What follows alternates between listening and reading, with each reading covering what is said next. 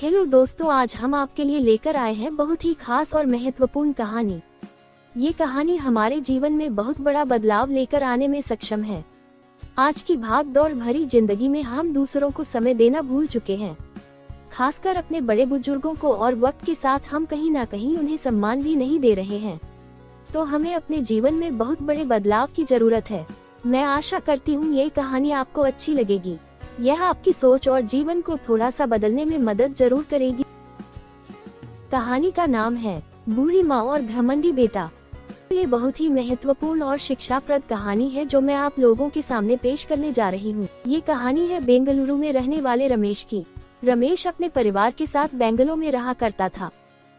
परिवार में रमेश की माँ और रमेश की पत्नी तथा 2 बच्चे भी रहा करते थे। रमेश की मां सावित्री बहुत ही बूढ़ी हो चुकी थी और अपने पति के गुजर जाने के बाद बहुत अकेली भी। रमेश एक अमीर आदमी था, पर वह अपनी मां के इस बुढ़ापे की उम्र में उनकी जरूरतों को समझ पाने में असमर्थ था। वह भौतिक जरूरतें पूरी कर पाता था मगर इमोशनल सपोर्ट नहीं दे पाता था, जिसकी उसकी मां को इस उम्र में बहुत जरूरत थी। रमेश का घर 4 मंजिल का था। उसने अपनी माता के लिए तीसरे मंजिल में कमरा तैयार कर रखा था। उस कमरे में सारी सुख सुविधाएं थी। सभी सुख सुविधा होने के बावजूद भी उसकी माँ हमेशा परेशान और मायूस रहा करती थी। वह अकेली रहती थी, उसके साथ बात करने वाला कोई नहीं था। वह अपने परिवार का साथ चाहती थी, पर यह बात रमेश को समझ नहीं आ रही थी। रमेश और उसकी पत्नी लीला को ये लगता था कि हम तो अपनी बूढ़ी माँ को सारी सुख सुविधाएं उपलब्ध करवाते हैं, किसी चीज की कोई कमी नहीं है, फिर भी यह सासू माँ हमेशा ही नाराज, परेशान और नाखुश क्यों रहती है। अक्सर इस बुढ़ापे में वह हमसे क्या चाहती है, ऐसा सावित्री की बहू लीला ने सोचा। एक दिन सावित्री ने अपने बेटे रमेश से जिद की कि उसका बिस्तर पहली मंजिल में लगवा दो। माँ के कई दफा कहने पर रमेश ने उनका बिस्तर नीचे मंजिल में लगवा दिया। अब सावित्री नीचे मंजिल में खुश रहने लगी। उसके स्वभाव में बेहद परिवर्तन आने लगा।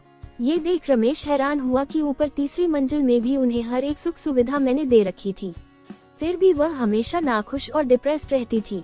पर यह ऐसा क्या हुआ जो अब माँ हंसने लगी है, खुश रहने लगी है। दरअसल सावित्री की खुशी का राज पहली मंजिल में अपने पोते पोतियों को आते जाते देख और उनके साथ खेल पाने की थी।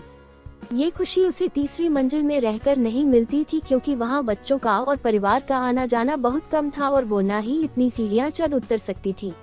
अब सावित्री के पोते पोतियाँ भी उसके साथ खेलते थे। उनके साथ खेलते खेलते अब वह धीरे धीरे स्वस्थ होने लगी और सावित्री के चेहरे पर पहले जैसी खुशी वापस आने लगी। वह अपने बच्चों के लिए कभी पकौड़ियाँ तो कभी मालपुए बनाया करती थी। अब बच्चे भी अपनी दादी के साथ खुश रहने लगे। ये सब देख रमेश आश्चर्यचकित रह गया कि माँ की तबीयत में इतना सुधार आखिर कैसे। जो यह महंगी महंगी दवाई ना कर पाई, बल्कि परिवार के साथ थोड़ा सा समय बिताने पर ही उनकी सेहत में बहुत ज्यादा सुधार दिखने लगा। अब वह ये बात समझ गया था कि बुढ़ापे में हमें भौतिक सुख सुविधाओं से ज्यादा अपनों का प्यार और अपने परिवार के साथ की जरूरत होती है। बुढ़ापे में खुश रहने के लिए उन्हें परिवार की तरफ से सम्मान और प्यार की जरूरत होती है। बूढ़े और बच्चे एक समान होते हैं, उन्हें बच्चों की तरह प्यार और देखभाल की आवश्यकता होती है।